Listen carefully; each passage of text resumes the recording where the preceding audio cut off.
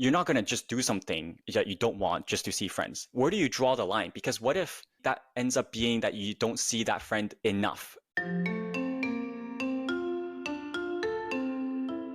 My friends play mahjong, and I really don't like playing mahjong. I don't even really know how to play. So they don't even invite me anymore. You know that friend that you want to call at 3 a.m. because your tires are flat and you need a lift home or something like that? Like, I want to receive that call because I feel like it's such a privilege to be able to be that person that can be dependent on. It doesn't matter how busy I am. If I'm still able to carve out that hour to go for a walk or a workout, I know that I can tackle everything else so much better.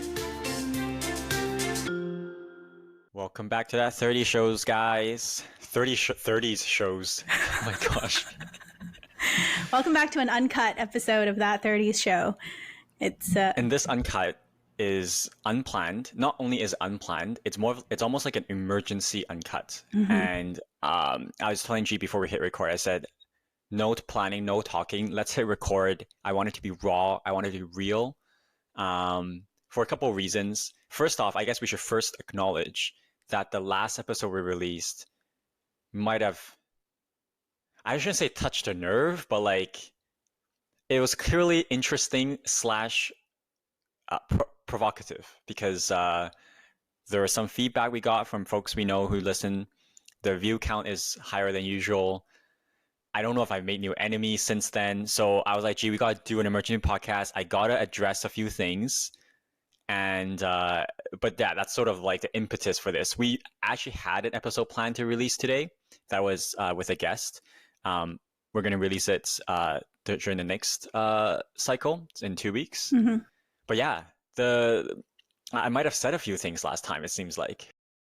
Yeah, we definitely, I wouldn't call it hit a nerve, but we definitely had more responses and conversations and discourse than we normally do.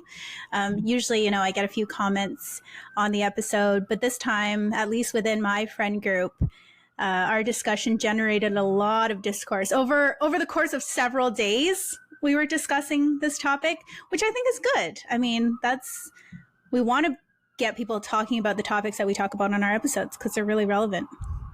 Do you know there's a Netflix show called The Influencer? Have you heard about it or saw it? I've seen the trailer, but I haven't actually watched it. So it's a reality show where they invite a whole group of Korean influencers because it's a Korean show. Yeah. And one of the first challenges to help them find the winner, like who's the best influencer, is everyone sends and receives likes and dislikes. And so everyone's like clamoring to like form alliances. Let's dislike that person. Let's send likes only to these people, TikTokers versus Instagrammers. And spoiler alert, if you're interested, skip like 1 minute.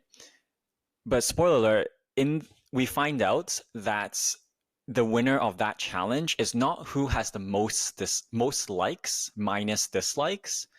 It's who has the most total likes plus dislikes. So let's say you have 10 dislikes, you have 5 likes, but your total score is 15. And as you can imagine, the saying goes, you're not only influential based on positive influence, but also if people don't like you. No news is bad news, as they say. As they say, yeah. Whether or not that relates to my reputation after the last episode, the jury is still out. But yeah, so I want to address a few things there. We want to talk about it. And I think we also maybe didn't get as much time, my fault completely, to unpack a bit about how do you maintain friends. Like if there's someone you want to, yeah, G's like, you tell me. Yeah, G's like, you're telling me. Anyways, okay, no. Go ahead. Yes. Me. Yeah, but but how do you maintain friendships, especially with those that we do want to maintain, but it's challenging? Some thoughts around that. But before we get into that, it's been a tough week for me. I'm not going to get into any details, but just kind of letting you know, as I said, I want this episode to be just really unplanned and raw and stuff. It's been a tough week. I know you just said to me today that you've had a really busy week and that you haven't had time to think about today's recording at all. I don't know if you are able to share why it's been a busy week. If not, that's fine. Oh, I mean, it was nothing, one thing in particular, but it's always a lot of cumulative things that make it a busy week, right? So life plus work plus everything, sometimes it just piles on all at once. And then you get to a point where your thermostat or whatever goes all the way up to the tip. So, yeah. Yeah, yeah. I haven't been eating well this week. Like there's some days I've been eating my first meal at like 5 p.m. I'm drinking like one cup of Oh, water the man. whole day. I'm and I'm sleeping at midnight and whatever. So yeah, I don't know. I feel like I want to share that just because I think I don't know.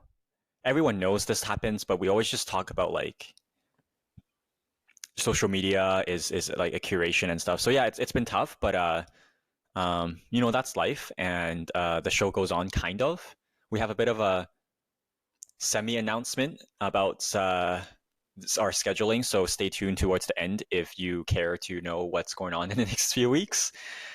Um, but yeah, so it's always hard, I think, when I don't look after myself in that way. Everything just feels off. Like I just finished eating dinner, but I'm still at once both super hungry and not hungry because everything's like out of rhythm. Well, it's such a vicious cycle, isn't it? When you don't take care of yourself, you are in less of a mental state to tackle all of your other problems, and then the cycle continues. So it always ends up happening that way. And I think I personally have a weakness or a struggle where when things get hard or things don't go according to plan, my coping mechanism is I sort of paralyze. I just lie in bed. I'm just like, oh my gosh, I feel so overwhelmed. I feel so, uh, and but then having read enough of those self-help books, I'm like, I'm I'm only gonna feel better, and the best way to feel better is by just taking an action to solve the problem one step at a time. And I know that, for example, let's say the kitchen's really dirty, but I'm so tired, and I'm like, okay, you know what? If I just start cleaning the first dish, and then once I finish, I'm just gonna feel so much better. But it's tough. I struggle with that a lot. When like feeling of being overwhelmed. When life just there's just too many things going on. It's stretching me in too many different directions, and it's more of a mental thing. Psychologically, mentally, I just don't have anything more to give, and then it's Mm-hmm. hard because it's like I'm trying so hard, but yet I'm still drowning. Mm-hmm. I mean, metaphorically. So not. Mm-hmm. It sounds dramatic, but Yeah. I do, do think do you cope well with stuff? Like, how do you cope? I feel like I've gotten pretty good at coping with stress, mostly because of all these self-help books that I've read over the years, and I'm pretty good at giving myself a pep talk. And I'm really good at just like if I have way too many things going on, I'm really good at just stopping for 1 second and being like, okay, what can I do that'll like little things that I can do right now to take care of this and to like shrink my to-do list down because as you said, like it only gets overwhelming when you have a whole bunch of stuff that's on your mind and on your list and you know that if you just reduce those things that there's not going to be as many problems on your list. And the main thing that I try to do is stick to my schedule still. I find that it helps tremendously if I'm still able to it doesn't matter how busy I am if I'm still able to carve out that hour to go for a walk or a workout. I know that I can tackle everything else so much better. So I have to prioritize stuff like that. Even when I think I have no time, I still have to put those things at the top of my priority list. So See, I find, that's what I didn't do. I threw the schedule out the window, right? Because I'm yeah. like, there's this urgent thing I need to do. Because when I'm following my schedule, I have so little time left. I might have like an hour each weekday. And then if I have something I need to do urgently that takes 6+ hours, it's just like, a mini project. I need to hammer it out. I'm not gonna get to it if I follow my schedule. So I'm just, I threw out my schedule. That's why I didn't eat. I didn't eat till 5 p.m. Right? Because I'm just like, oh, I don't know how I'm gonna get to this. But yeah, I feel terrible. And like, anyways, I'm not trying to be a downer. I'm just like, sharing life and just hearing how you do it. What's your pep talk? Do you have like what do you say to yourself? Oh, I'm just like, I just tell myself to slow down, honestly. Like, because sometimes things spiral, and when things spiral, that's when I feel like, oh my gosh, like I'm going to have a mental breakdown or something like that. So I just tell myself to like stop and breathe. That's the first thing. Sometimes we forget to breathe. And then sometimes I tell myself that I've been through situations like this before and I've always come out through the other side.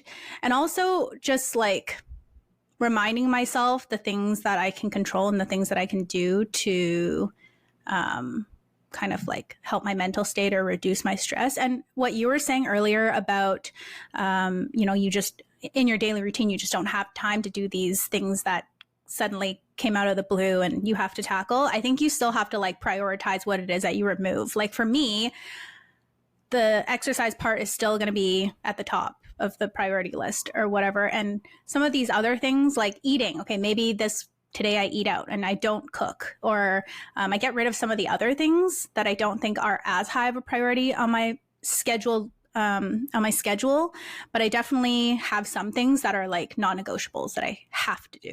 So, yeah. Yeah, no, for sure. Easier said than done, but yeah, easier said than done. Like I find myself sitting there telling myself like, oh, David, you can't control that. You can't control what other people do. You can't control what other people think or feel about you, etc. If that's at all relevant. Mm-hmm. What's going on? A lot of crime going on in your neighborhood tonight, hey? Oh, you can hear that? Oh, it's the evening. So, city center, that's a regular noise. Yeah, fair enough. Yeah. Okay. Well, vibe check aside, what was I can dive into a few of the things I want to elaborate on from last episode, but like I know we actually met up with a few friends shortly after we released our episode. And then I think you said something like, David, I know you well enough to know that you didn't necessarily like you were presenting yourself in a way that I know is not really that accurate to who you are and how you live your life. Can you expand on that? Mm-hmm. So, after the episode, I guess, my friends were kind of like discussing, the episode, and there was a lot of disagreement with what you said on the podcast, which is fine. Like disagreement is totally fine. Yeah, and that's fine. I've totally told my friends as well, like, David and I, we welcome all sorts of comments, like disagreements, anything, I'm going to, we're happy to take that. But I feel like, the disagreements that I heard were not necessarily against like the things that the person that you are, or the person that you are on a normal basis. Like, I think the way that you talked about friendship and how you view friendship, maybe isn't exactly what you do in practice. Like, I feel like you made it sound more intense than it actually is. So at the end of the day, after we met up and we had talked and I was thinking about it, I was like, everyone's perspectives are actually exactly the same. And it's just that like, there is actually no disagreement, because what my friends were disagreeing with is not actually, I feel like, the David that I know anyway. So, well, do you want to be a bit more specific, like in case someone haven't heard last episode, like what did they disagree with and that you think is not really me? I mean, I feel like the way, so people were saying that friendship, like people were making the argument that friendship is very important. Like on a priority list, friendship is super important for your in your life. And I think you agree. I don't think you disagree with that. So the way that you made it sound, I feel like it's like you just don't like have ignored all your friends and lost all your friends and don't talk to any of your friends anymore. And so people were like, well, we definitely prioritize friendship above a lot of things. And I was like, I think David does too. Yeah. No, I mean, when you put yourself out there, and certainly sometimes you don't explain yourself or clarify yourself as well as possible, but I think this is not our occupation, but it's an occupational hazard to be potentially misunderstood or misinterpreted, which is not necessarily anyone's fault. It could be like I wasn't as clear, or that's how I came across, and there's no negative intent in that interpretation. So let me just cut to it. There's certainly a few things I want to say, but I'll certainly pause and let you chime in as well. One of my I'm a very values driven person. I mean, everyone is, but I'm quite like intentional and self-aware and conscious of these things. Um, I reflect a lot. I'm kind of, I come from the deep end of the pool when it comes to conversations and stuff. And so one of my core values in terms of what it means, like growing up, let's just put it this way. Growing up, the kind of parenting I had was lecture and theory driven, which is whenever I did something bad or wrong, at least in the eyes of my parents, I rarely, if ever, was spanked or hit. My punishment would be a 1, 2, 3 hour lecture on what it means to be a good person. For example, I had a bad habit of not putting dishes away after I finish eating. So I would just let my mom, clear up the dishes and put it away. And I guess the straw broke one too many times, and my mom, in a fit of anger, I suppose, punished me by having me write a letter to my future self to explain why what I did was wrong and what it means to be a more responsible person. Because the the crime I committed was not taking responsibility for my dishes. So that's the kind of parenting I got. And so a big theme growing up is what it means to be a good person. And that's sort of where I get my moral compass. The reason I say all that is because one of the key values that I think makes it that I hold myself to, that I hold my own, the standard I hold myself to is how we treat other people. I think at the end of the day, at the end of your life, your legacy is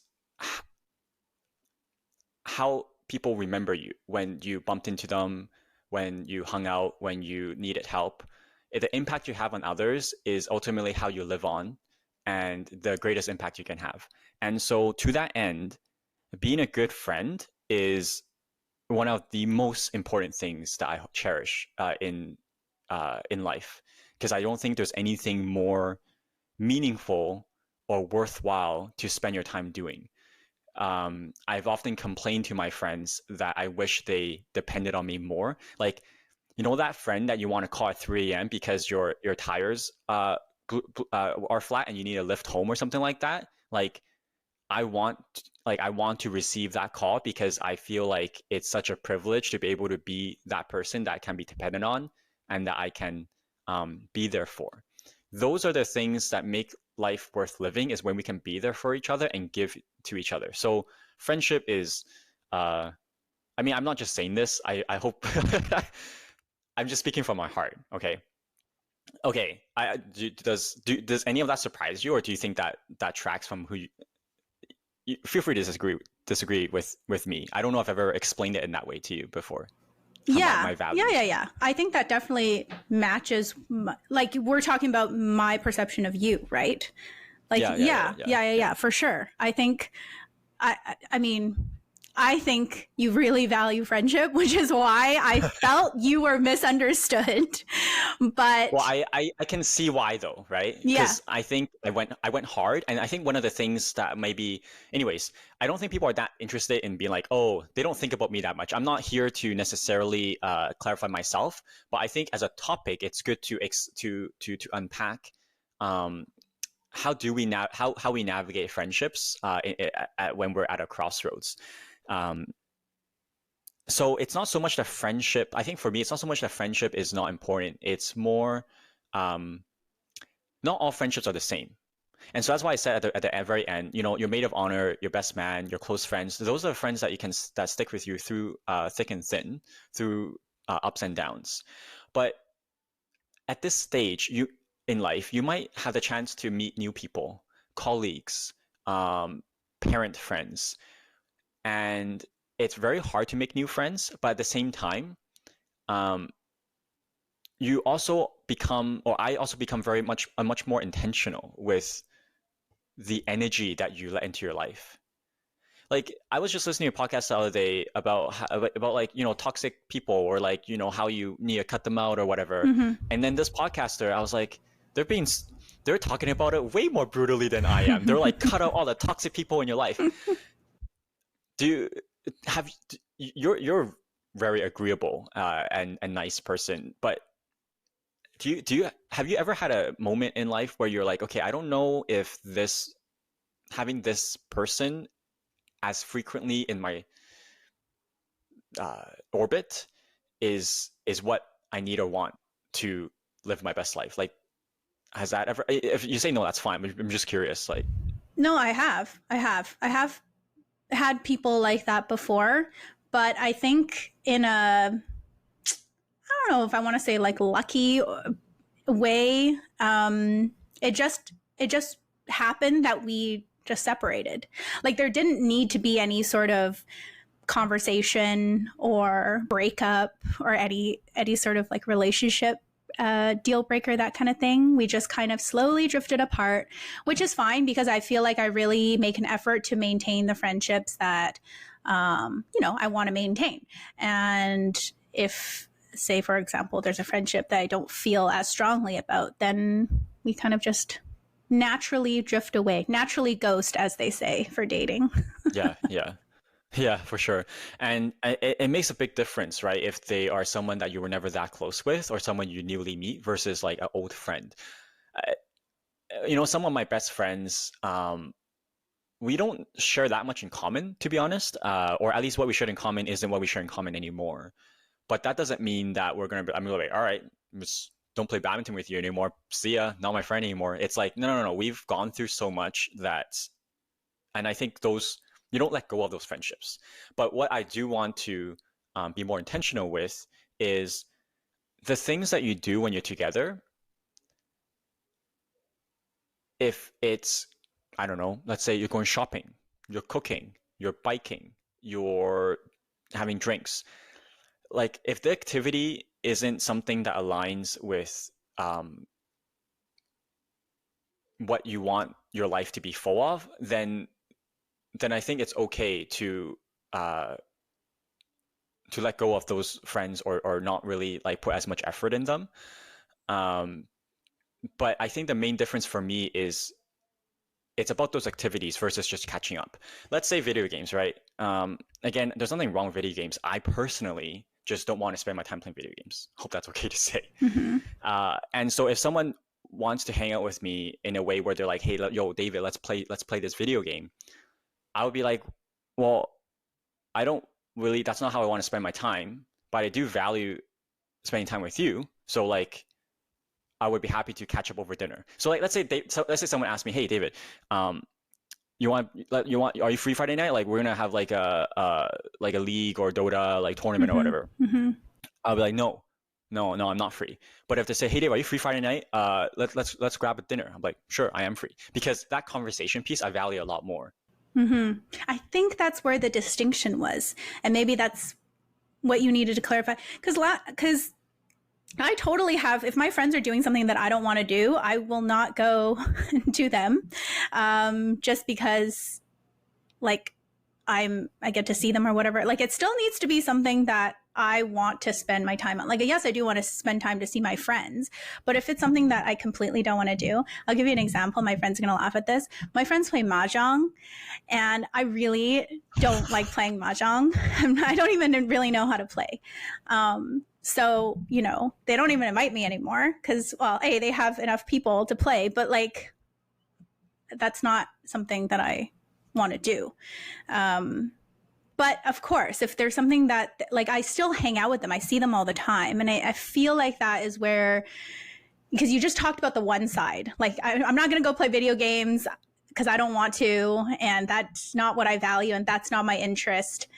And I feel like you go really deep by saying it's like what you value. And I just don't think a lot of people think about it in that way. Like it's about a values thing. I think people just think like, hanging out, is this something I want to do? Yes or no? If it's no, I'm not going to go. If it's yes, I'm going to go. So, yeah. And the point of why it still works for you is because you and your friends don't only play mahjong, right? So I think for me, what I was trying to express is that, let's say, like, I don't want to spend all my time pursuing leisurely, hedonic activities that the primary purpose or the sole purpose is enjoyment and fun. if that's like everything we do, then that's not what I want to do, and that's not the friend that I necessarily want to spend my time with very much. That's different to catching up over dinner, talking about life, reflecting on how things are going, learning from each other through conversation. I love conversation, but if it's purely hedonistic, pleasure-seeking activities every single time, or like very frequently, then I don't, because I want to do other stuff, right? I want to take a course, I want to start a business, something like that. Like I don't have time for that. I have a somewhat of a tangential question. I think is a situation that might come up more in our 30s, which is this expectation of how do you spend your time, right? So let's say your friends did just play mahjong a lot and they don't do other stuff. Something that I've sort of heard or observed is, because last time I said some people have trouble when their friends don't friend them in the way they want them to friend them. Let's say I feel like we're not spending as much time together. Like let's spend more time together. And then I'm like, well, I gotta work out. I gotta do this. I have this goal or whatever. I don't have time. And then you're like, well, David, I just wanna go clubbing, like like maybe like once or twice a month. Like, is that too much to ask? And I'd be like, I have zero interest in clubbing. And I have no interest in trying to be interested in clubbing. I won't call you for clubbing then. I never do. Yeah, but I won't. Exactly. But then, like, how do you navigate that in terms of, like, is that me being selfish? And as a result, I don't see you as often as you would like? How does that work? Because you said, for example, you're not going to just do something that you don't want just to see friends. Where do you draw the line? Because what if that ends up being that you don't see that friend enough according to your standards and you're not happy with it?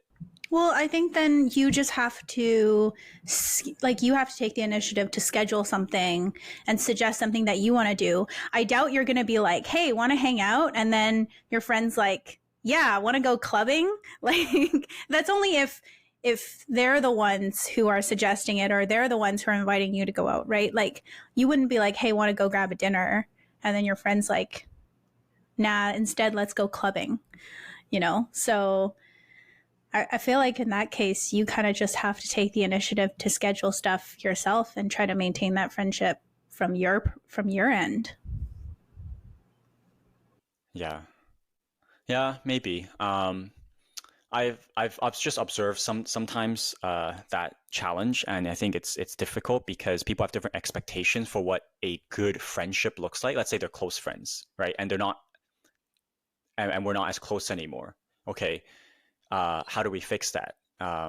What is good enough for both sides? And I think sometimes when either side don't naturally or easily agree on what it looks like to maintain a good friendship in terms of what you do, how often you meet up, what you're talking about, that's where the resentment or disappointment can happen. Mm-hmm. And I think that's what I mean, or that's what I meant. Why I think there's some natural cycles to life where people change, and it's just you can't hold on to things like that.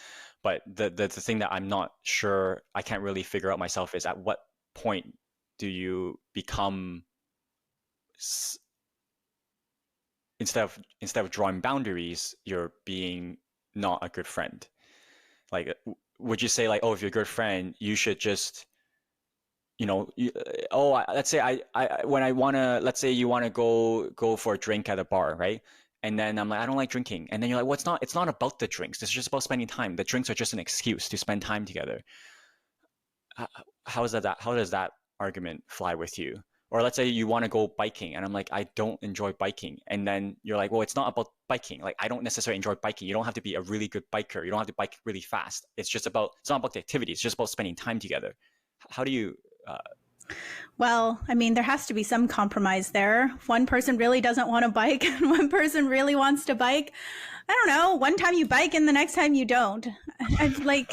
It's not that complicated. Yeah. I don't know if it's that complicated. I think, I think you just, like what we said last time, in our 30s, if you want to maintain that friendship, I think you have to kind of stop looking at other people sometimes and just being like, do I want to maintain this friendship? And if I do, what am I doing to maintain it? Am I taking the initiative? What can I do to make sure that we are still able to catch up, but in a way that like maybe suits both of us, and it's not just, you know, one side doing what they want all the time every time. Because again, that's the only thing you can control anyway, is how many times you reach out to your friends. And if you really don't, like, again, it's okay. Like, I think it's okay if you don't want to, if there are friendships that you don't necessarily want to maintain. But I think you do have friendships that you are maintaining and you want to maintain. And that's sort of the main thing. It's not that you don't, you do, but there are ones that you don't want to see as much. Yeah, a very small minority. Yes, exactly. Yeah. I think it was honestly the main reason I wanted to, you know, get your thoughts on it and have a chance to speak to it again is because I had a friend who told me after listening to the podcast, like, oh, yeah, maybe I'm not one of those people that is going to be a bit ambitious enough for you, and like that you're not going to want to hang out with as much, you know, words to that effect.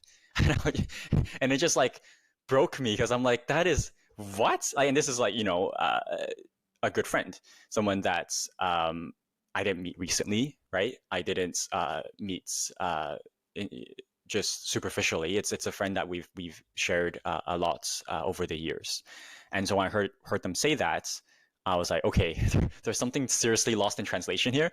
So I like had to clarify and make sure that I didn't, that I didn't send the wrong message. I was like, okay, we need to clarify that. I don't know if there's anything. I just want to check because I think there's probably a few things I wanted to air, similar to what I might have clarified with this friend, but. Sorry, did you want to say something? Well, I just want to go back to that thought process for a second where you said that, you know, you want to be that friend that gets called at 3 a.m. because someone's car broke down. I don't know if that's kind of the hallmark or an indicator of the kind of deep level friendship that I consider. I feel like there's a lot of people where if you called in the middle, you know, in the middle of the night when your car breaks down, that will come to your rescue. I don't think that it necessarily is that kind of like deep, meaningful friend that will come to your rescue. I feel like a lot of people will do that if you just call them. I think it's like, are you able to call this person even if you don't have a crisis or super good news to share? Like, can you just call this person to catch up or to like share something that you heard throughout the day or share something that is on your mind? I feel like those kinds of friendships are the truly deep, meaningful ones that I aspire to like have in my life. Yeah. And you are an expert and very prolific at having a lot of those friendships. I don't know if this is just me. I really do think that the general average is that a lot of people have very few, definitely count on one hand or less kind of thing. Those kind of friends you can call, no hesitation, in an emergency, or not. Let's not just say an emergency. Friends that you can call, like literally call for no reason. Maybe this is more for guys because guys just don't do that as much, like talk shit randomly like that. It's guys are a little bit more purposeful, or not purposeful. They need an intention. They can't just sit. They'll be like sitting around like, what are we doing? Like, are we going to play a game? Like, what are you doing? Right? It's got to be. We've talked about this in a past episode, right? We're like, we're here to watch the game. We're here to play the board game. Like, we're not here to just chat necessarily. And I'm generalizing. Not all guys are like that, but there's a trend, I think. But I think the really lucky ones are the friends you can call, and then when they're like, oh hey, what's up? What's going on? And you're like, no, I just have like 5 minutes. Like, what's going on? How's your day? Like, what's new? And they wouldn't think it's weird, or they would be happy to have that conversation. I'm not. I don't know. Again, I don't know anything, but I feel like that's not. I don't know how common that is. Everyone has hopefully some, but Yeah, I think those are great. I don't know Well, how would many love of to those I have. Like hear I think would love to hear from the audience on this. Those of you mhm, listening, let us know. Do you have those yeah. How kinds many of people can you friendships? call Yeah, how many people just can you randomly? call just randomly? I'll try that one day. I'm like in a few weeks when this has faded from your memory. I'm gonna call G randomly at like 8 a.m. Be like, hey, what's I would up? And you're definitely gonna be think like, something's what? wrong. Yeah. I guess we're not good friends. Where are That's you so stuck? funny. Where did your car break down? That's my first question. One of the things I mentioned to my friend I want to share is I'll just quote myself here. I think there's a lot more about being ambitious than just starting a business, for example, which is one of the things that I mentioned of wanting to pursue entrepreneurial things. And, that's something that takes a lot of my time. I want to align myself with people who have that desire. But I mentioned that it's not just about, sorry, I mentioned it's as about self improvements.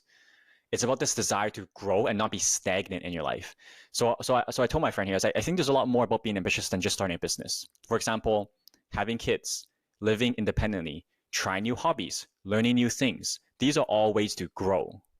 I just don't want to connect with people or connect too much with people who seem stuck in life and have no interest in growing or expanding life in a way or just um, taking on challenges. I think there's a lot. Having kids is one of the most ambitious and courageous and challenging things you can do. Um, Taking classes to learn something new, traveling to a new country that you've never been to that might be outside your comfort zone. Like there's just so many ways to grow, and that's why I say I think it's a huge minor. It's a huge minority. Doesn't make sense. I think it's a minority of people that are truly stagnant, but I have met a few of them in my life, and that's what I'm referring to. When they are just so uninspired to be growing the life in any way, and it's just about having fun and not sort of working towards anything that's remotely uncomfortable or difficult. I'm like, I don't know how to connect with you. It's like, what are we doing here? And I think because you emphasized that business side so much last time, maybe that's why, like that, because that was the thing that you are focusing on because it's something that you're personally pursuing at the moment. But I was thinking back to this, and yeah, like I think if you framed it, it was like personal growth. I mean, even going out and socializing all the time. I mean, that could be considered social. That could be considered personal growth if you are doing it intentionally and if that's what you are trying to do to grow. Like some people maybe are a bit more shy and they aren't down to socialize and they're not good at socializing and they go and socialize and put themselves out there and try to make new friends and meet new people and stuff like that. I mean, that's still growing. I think there's probably, like you said, it's the minority of people that are completely just stagnant. And it's on the other extreme end. Actually, I feel so inspired. I know a few people in my life who have something happened that maybe they didn't plan for, didn't want to happen, but they used it as a catalyst or as a pushing off point to put themselves out there in ways that they never have. Oh, I'm going to sign up for this class. Oh, I'm going to go to this meetup group. I'm going to maybe try online dating for the first time. And they're living just the most amazing life.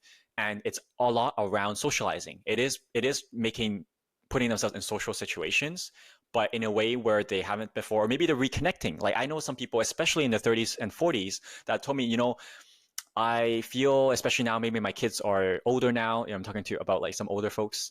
Oh, my kids are older now, and I feel like I really want to reconnect and just reinvest in a lot of these friendships and relationships that I may have neglected either inadvertently or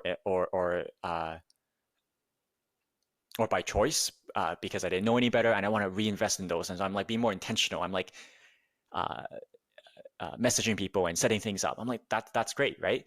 It's those are, as you said, intentional ways to add value to your life that maybe is more constructive. Um, well, let's talk a bit about the I lost my train of thought here. Um, I guess I want to spend just a bit of time getting your thoughts on, okay, so let's say you have a friend, you want to keep friends with them, but it's hard. We talked a little about how you compound your your friends through exercise, as in like you guys exercise together. Do you have any other thoughts? Like how do we do that? My first thought, and then I'll let you share, is I've always had this ambition to keep a social calendar of sorts where I write down a list. Of course. Oh gosh, is this gonna, I don't know, maybe it's gonna put me in hot water again. But maybe fans of The Office might know where I'm going with this, where there's like a list of Robert California did this when he was first a boss. So I thought about creating a list of all the people that I do want to keep in touch at least once a year. And like, oh, these are the relationships I want to intentionally invest in, and if they don't reach out, I want to reach out. So I'm gonna make a list, and I'm like, okay, these are people I want to meet at least once a month. These are people I want to meet at least every 4 months, at least every 8 months, at least every 12 months. And then I'm gonna make a. Am I on that list? And then I'm gonna write a date for like, okay, when's the last time I saw them, and when's the deadline for me to reach out and arrange another thing, because it's been 4 months now. Mm-hmm. And the reason is because if I'm not intentional with in it like that, with that way where I'm setting deadlines, where I'm reminding myself, okay, it's been 6 months, let's reach out again, I'm just not going to be able to make it happen. But so I've thought about that, which is like, okay, how do I maintain these? Because I'm not an initiator. I don't have a lot of quote unquote time.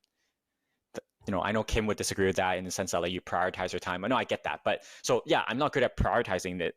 So that's one random, really weird way I thought about, okay, how can I make sure it happens? I'm pretty sure that's not on your list of things to do. But what's it's your not take? on my list of things to do, but I definitely have those friends where I do think about once in a while. I'm like, oh, I haven't seen them in a while. Like I should really reach out, and then I don't. And then time kind of keeps ticking. I mean, we all have friends that are kind of at an arm's length, like kind of at a distance, where it's not necessarily like, oh, you don't want to hang out with them, but like you said, there's only so much time in a day, and sometimes you hang out with other friends and then you're like, oh, I haven't seen this person in like 6 months. A lot of my high school friends are like that, actually. I wish I saw them a lot more, and I think about them from time to time, but then I just, things come up, and then I feel like for all of us, it's like, oh, and then we forget, and it happens. So I think making a list for those kinds of friendships where you don't see them as often. So then what do you do? Like after 4 months, do you reach out to them? Or after a year, do you reach out to them? Or what happens at that point? Yeah. I mean, I don't have that mechanism set up. It's just one of my aspirational things to get going. Yeah. But yeah, you will reach out, or I would reach out. Honestly, when it comes down to it, I'm thinking about people who are really good at this, who are really good at maintaining friendships. And I'm talking about, yeah, not people that if you have like a group that you hang out with weekly because you're high school friends or you play badminton every week. I'm not talking about those. Those friendships are maintained not because of intention or effort. They're maintained by circumstance, in my opinion, or because you have a group, and the group it's a group thing. The group just does it, right? It's not one-on-one or whatever. So I'm talking about friendships that if you or the other friend don't make a deliberate effort to do something, you might not talk or see each other for at least a year. And I think for people who are able to maintain a lot of friendships that are still that are not, by circumstance and group, there's no magic. I don't think honestly, I don't think there's a long discussion here. It's basically, do you initiate and reach out, or do you not? Do you have the wherewithal, organization, or thoughtfulness to hit them a message and be like, hey, it's been a while, let's grab lunch? I think that's it. I like, honestly, and people who are really good at that are going to be good at maintaining friendships, and people who don't do that, like me, are not going to be as good at maintaining friendships.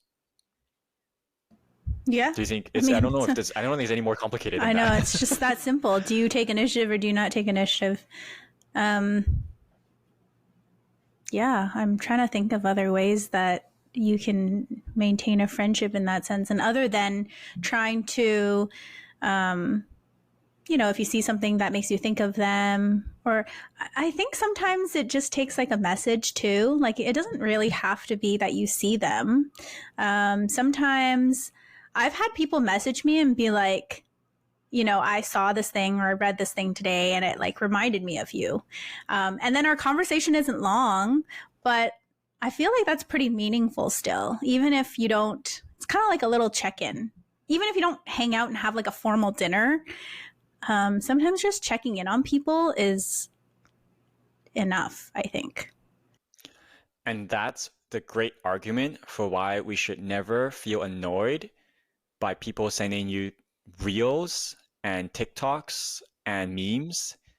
That's in this modern age, that is a very, in my opinion, a very meaningful way of connection. Because it's like, I saw this thing and I thought of you. I think this would make you laugh, or this is an inside joke that we've shared somehow. I'm going to send it to you. Yeah. Right? Mm-hmm. Like sometimes I'll like the other day, right? I saw a meme and it was about making fun of how people like me will pass another car and like look over and be like, who the hell is this? Like what kind of stupid driver is this, right? And I'm like, oh yeah. And then like I like scroll through my Instagram and I'm like, tag, and I like sent to like six people that I know would like appreciate it. Yeah. So those little things are, I don't know. I'm not saying that's enough to sustain a friendship, but they are meaningful, right? Yeah, I think so. I mean, there's just not enough time in the day to maintain a deep, meaningful connection with every person that you would like to in your life. And yeah, I feel like sometimes just tagging somebody or sending them like a nice message, just to say that you're thinking of them, I think is enough.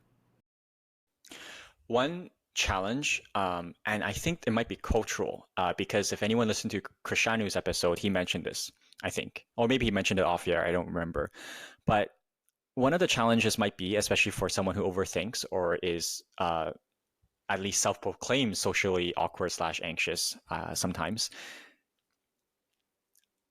is the fear of, am I being presumptuous in reaching out? So what I mean by that is like, oh, ooh, I really want to see them. I really like them. But like, is it reciprocal? Do they want to see me? Am I gonna be too presumptuous when I'm like, hey, let's meet up? And I'm like, and then they say, yeah, sure. And then I'll be like, all right, so are they being polite or do they actually want to meet with me? Are they saying yes because they don't want to be rude? Or are they saying yes because they also are really excited to see me? You say, oh my gosh, I'm guessing you don't think like that. But do you see how do you know it's reciprocal? If, like, for example, there's this one person that I really like as a friend, and I would always reach out. And then I realized that their fears, I'm like, damn, it's been a few years, and every time we meet up, which is like maybe once or twice a year, I've been initiating every single time. And I'm like, they don't actually like me. As in, like, so then I stopped. Yeah, I mean, you don't want a one-way friendship. That's for sure. If it's constant. But when we meet up, I feel like it's genuine. I feel like we enjoy it, but like I'm the one initiating all the time. That's interesting. I mean, you certainly don't want a one-way friendship where you're always the one initiating and planning and everything like that, and then it's never reciprocated. But if it's a situation, I guess, where you actually do have a good time when you meet up and it's always you that initiates things, I mean, I just wouldn't think too much into it, especially if you're only hanging out like once or twice a year. Like, I don't know, if they said yes, you should just assume that they want to go. Otherwise, they would have made up some excuse. If they constantly make excuses as to why they can't go, then I would probably take a hint and be like, okay, this person probably doesn't want to hang out with me. But if they're always saying yes, I think you can assume that they actually do want to hang out with you. I just realized, and I won't spend too much time on this because I think it's very unique to me in a bad way. I think that's actually my quirk / insecurity is there's baggage in my past that I'm not going to talk about that I think makes me insecure and always second guessing people's true intentions / whether they actually want to do this with me, or like I don't know, it's not really a self-esteem thing because I'm a pretty confident person, but I'm always second guessing like, oh, do they actually want to be friends with me? Do they actually like me? And close friends to me know this about me, and they are exasperated in a loving way where they're like, oh, okay, David's in one of those phases when he's just splurting out all these qualifiers about, oh, let's hang out, but like it's okay, no pressure, blah blah blah, and then they're like, David, I want to hang out with you, okay, that's it, end the conversation, and I'm like, okay, but like you don't have to, okay, just they're like, David, just shut up, okay, I want to hang out. Do you know that? Have you noticed that about me, or do you know that about me? Yes. Oh, you. Well, I notice Okay. when we're at a party or something that you're hosting, because you're constantly going around making sure that everyone's happy and are they like having fun and stuff like that. And we have to be like, David, like you don't have to worry about us. We're adults and we can make conversation without you trying to connect us. And so I can totally imagine that. I'm curious, did your other like close friends that maybe you see every week or like badminton friends, like did they comment on it at all? Have they listened, or do they have any comments on that? Because they're the ones who you actually see often. I don't know how many of my friends listen. I probably think it's a smaller audience than you. I had one, two. Basically, it was just that one friend that reached out that was like, "Oh, I feel like, I'm probably not someone you're gonna gravitate towards anymore." And I'm like, "What?" Other than that, uh, yeah, this is. I think I can share this. It's not anything, but like Preet was like, David, I listen every week. I'm like, oh, nice, thanks. But yeah, I don't know, and it's strange, right? Because uh, we had, you know, over I don't. Can I say this? Like we had over 100 plays or something like that, and it's like, you probably have 20. How many friends do you think listen? Like 20, 30 people? Mm, yeah, probably 20-ish. Yeah. So I'm like, okay, this is a boatload of people that are either have never met us and we don't know them, which is we want to hear from you, but no pressure. It's fine. Only if you want to message me. Anyways, I don't want to belabor this point because it's not that interesting to people that we don't know in real life. But no, I didn't have many people reach out. Um, so yeah, I'm not sure how my friends took it. I mean, I will say we did have some people reach out as well through our Instagram account that were like, that somewhat agreed with what you said. They kind of struggle with maintaining friendships where the values and interests don't align as much anymore, or feeling the pressure to focus on other things outside of friendship, such as their, aspirations or dreams or side hustles or whatever, and feeling like there's just not enough time in the day. So I do feel like there were people who felt like it was relatable. Well, I said a lot of things, so I don't think people necessarily and as you said, it's not to disagree. It's like, oh, they're like friendship's important. And hopefully I have made it clear. I do agree friendship is important. One of the books that my partner and I both really like, and actually it's like one of her favorite books. She tries to reread it every year. Is Tuesdays with Maury. Have you read it? No, I haven't. So it's about, a professor who's has terminal illness, and then his conversations during the last few months of his life that he has with one of his old students, where he sort of imparts life lessons or life reflections. And basically, the takeaway of the book is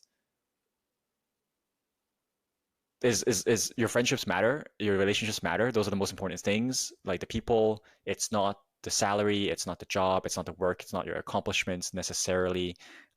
It's the connections. And so I think that's a great book. I think it's easy to forget about those things. Maybe not for G, but for me, I think it's easy to forget about those things sometimes when you're so caught up with life and the burdens of life and the pressures of life. Because at the end of the day, we're all going to die.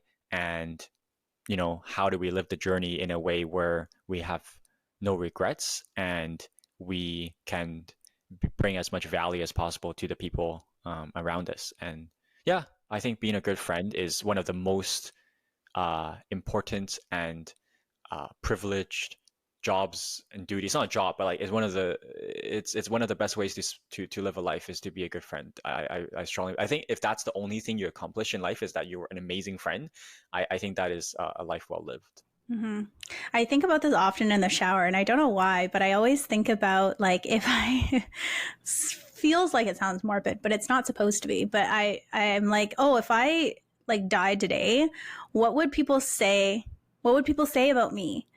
Um, and I always like think in my head, I'm like, it's like almost a check-in for me at some point. It's like, am I on the right track to my life? Like, because what are people going to say about me is how how I indicate whether I'm on the right track in life. I don't know if that's like self-centered or whatever, but I'm always like, am I like people are going to say I'm kind, that I'm a good friend, that I'm always there like when people need it, stuff like that. And I always just think about that in the shower, like just to check in. Are people still going to say the same thing right now, or how's my life looking?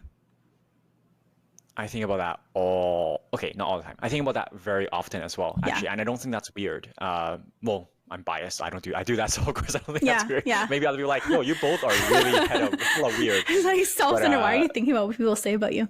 Yeah. yeah, no, but I think about that all the time. It's like, yeah, if I die today, what is the impression? What will people think? What will people say?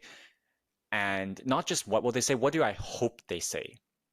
And I think I agree with you 100%. It is a measure of where you're at in your life, how you're living it. Because at the end of the day, what matters to you is, or what matters to me is that legacy that you leave behind, is how you made people feel, what you did for others. And if one of those things that people say is, you know what, sometimes the things that David says is a little hard to swallow, but he just always wants to give you his honest, sincere truth, and he doesn't mean anything bad by it. That would be great. But I yeah, think that's what they would say. hopefully. Um, let's wrap it up. Do you, I have, it's not an announcement, but Yeah, you have kind of something to share, yeah. I guess. So, announcement or update is we've got already an episode lined up that we were going to release today. So we'll release that in a couple weeks. So that's probably in early to mid-September. And then I think we're going to do one more I don't know, probably a fun thing. Basically, we want to have a bit of a break coming up. So we're probably going to do a bit of a season finale towards the end of September. G and I haven't decided exactly what that's going to look like. But I think G's on vacation in October. A few things have come up for me, partly why I'm not eating and sleeping or whatever, that I need to tend to, that's going to take up a bit more of my time. So just to be very frank, the podcast takes a buttload of time to organize and record and edit. So I just actually told G this today. So I'm kind of catching G a bit offhand. But I got to take a break. We got to take a break. So yeah, we'll take a bit of a break because it's quite tedious and we need it. We don't know how long the break is. We might share a bit more details when we have that season finale. But we'll see where it goes. I'm really proud of ourselves. I met a friend recently at a group hangout where they said, and I shared this with you, they're like, hey, you know what? I was going through a bit of a tough time, and your episode really helped me get through it. It felt like, I wasn't in a place where I felt ready to reach out to friends and have that conversation or have conversations, period. And so listen to you guys talk made me kind of feel like I was hanging out with friends or that I had friends. And it sort of got me through some of those darker days. Yeah. And if that's, the impact that we can have had at the end of the day, I feel very lucky to have imparted that. So over the moon. thank you everyone for listening. Thank you for humoring me when I have my outrageous takes, and G for always providing a bit more of a level-headed perspective on things. This is why this podcast, we need the best of both worlds. So yes, this is good. Share this episode, share this podcast with a friend. We really appreciate it. Yeah, I think the best ways that if you enjoy it, like that you can support us, because we've talked about it. I don't think it's gonna be something that is we shouldn't mention. But yeah, we've talked about, okay, how do we potentially do a subscriber platform, right? Patreon. How do we create more bonus materials for folks who really want to support us a bit more or might be more engaged? Until that happens, I think, yeah, the best way to support us, support the show, show us that maybe you have enjoyed or found value in any of our podcasts is to share with friends, give us a rating, give us a review. But yeah, I always feel bad saying that because we're not really here to market the show, but at the We same want it to time, grow. more impact. Yeah, Yeah. because we want to have a greater impact on us as many people as possible. Okay, that's enough from me. That's a wrap. That's a wrap. Anything else from you? Nope. Any That's all I interesting got. dates you've been on? No. Thanks for. That's a whole other episode, a two-parter. No, I'm kidding. Okay. Maybe next time. Okay. All right. Maybe next time. All right. Okay. Thank you all. Have a good week. See you next time. Bye.